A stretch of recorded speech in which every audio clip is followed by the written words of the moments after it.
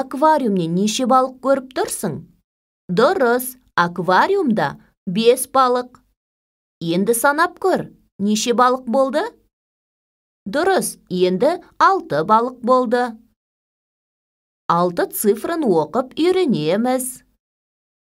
6 санын алу үшін 5-ке 1-ді қосамыз. Қане, 6 санының құрамын қайталайық.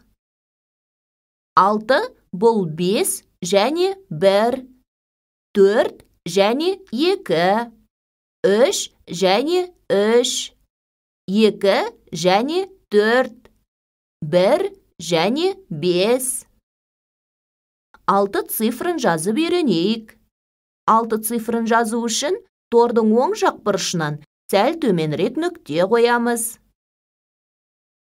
Жоғары қарай көлбей орналасқан жарты сопақшаны және тордың төменгі қабырғасының ортасы арқылы өтетін екінші сопақшаны жазамыз.